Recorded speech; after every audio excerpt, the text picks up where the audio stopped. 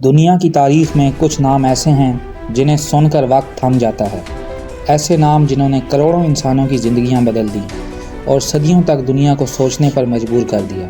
آج ہم بات کریں گے ایک ایسی شخصیت کی جس نے دنیا کو دوسری عالمی جنگ کی طرف دھکیلا، جس کے فیصلوں نے تہذیب، انسانیت اور امن کو ہلا کر رکھ دیا۔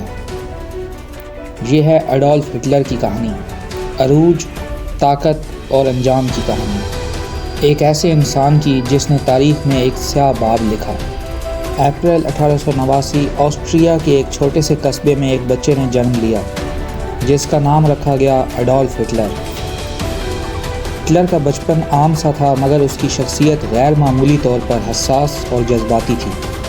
اس کے والد ایلوس ہٹلر سخت مزاج آدمی تھے اور بیٹے کی فنون لطیفہ سے محبت کو فضول سمجھتے تھے۔ نہایت مہربان، نرم دل اور بیٹے سے حد درجہ محبت کرنے والی دوسری طرف ہٹلر کی والدہ کلیارا ہٹلر اپنی ماں سے شدید لگاؤ رکھتا تھا اور یہی تعلق اس کے جذباتی رویے کا مرکز بنا۔ نوجوانی میں ہٹلر کا ایک ہی خواب تھا، آرٹسٹ بننے کا۔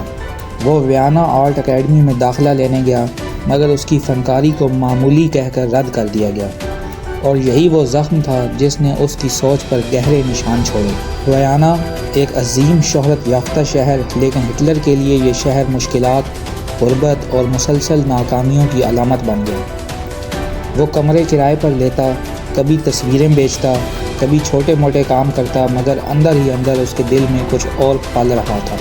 اسی شہر میں ہٹلر نے وہ نظریات سیکھے جنہوں نے اس کی پوری زندگی بدل دی۔ قوم پرستی، نسل پرستی، شدید سیاسی نفرت اور طاقت کی بھوک، یہ وہ نظریات تھے جو بعد میں نازی ازم کی بنیاد بنے۔ 1914 پہلی عالمی جنگ شروع ہوئی۔ ہٹلر نے جرمن فوج میں شامل ہونے کے لیے درخواست دی اور اسے قبول کر لیا گیا۔ جنگ نے ہٹلر کو بہادری کا تمغہ بھی دیا، لیکن اسی جنگ نے اس کے دل میں ایک نئی آگ بھی بھڑکا دی، بدلہ لینے کی آگ، طاقت حاصل کرنے کی آگ، اور ان لوگوں سے نفرت جن پر وہ جرمنی کی شکست کا الزام لگا رہا تھا۔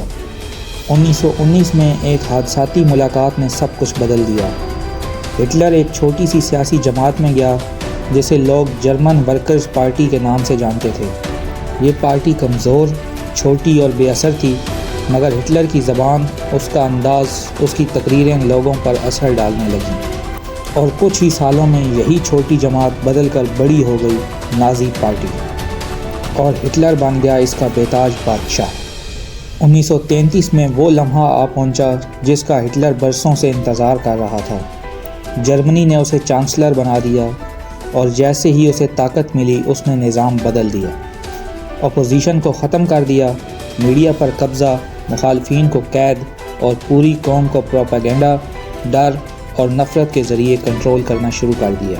ہٹلر کے نعرے اور اس کے وعدے لوگوں کے دلوں میں امید بھی جگاتے اور خوف بھی۔ 1939 میں صبح کے وقت پولینڈ کی سرحد پر گولہ باری کی آواز گونجتی ہے۔ یہ وہ لمحہ تھا جس نے پوری دنیا کو آگ میں جھونک دیا۔ دوسری عالمی جنگ، انسانی تاریخ کی سب سے خونریز اور تباہ کن جنگ۔ ابتدا میں نازی فوجیں تیزی سے آگے بڑھ رہی تھیں۔ یورپ کے بڑے بڑے ممالک چند مہینوں میں ہٹلر کے قبضے میں آ گئے، مگر جلد ہی حالات بدلنے لگے۔ سوویت یونین کی سرد زمین نے جرمن فوج کو توڑ دیا، مغرب میں اتحادی طاقتیں بڑھنے لگیں اور مشرق میں روسی فوج مسلسل آگے بڑھ رہی تھی۔ اب ہٹلر کے خواب بکھرنے لگے تھے۔ وہی ہٹلر جو کبھی فاتح تھا، اب ایک ہارے ہوئے سپاہی کی طرح اپنے بنکر میں قید تھا۔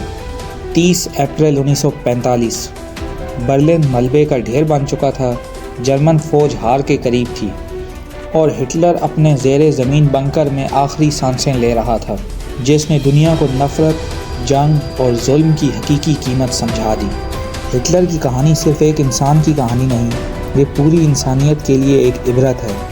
یہ یاد دہانی ہے کہ جب طاقت نفرت کے ہاتھوں میں چلی جائے تو انجام ہمیشہ تباہی ہوتا ہے۔ دنیا نے اس جنگ میں کروڑوں جانیں کھو دیں، اور تاریخ نے یہ فیصلہ لکھ دیا کہ انسانیت سب سے مقدم ہے اور نفرت کبھی جیت نہیں سکتی۔ اگر آپ کو یہ معلوماتی اور تاریخی ویڈیو پسند آئی ہو تو چینل کو سبسکرائب کریں، ویڈیو کو لائک کریں، اور کامنٹس میں بتائیں کہ اگلی بایوگرافی کس شخصیت پر چاہیے۔ دیکھنے کا شکریہ۔ Thanks for watching.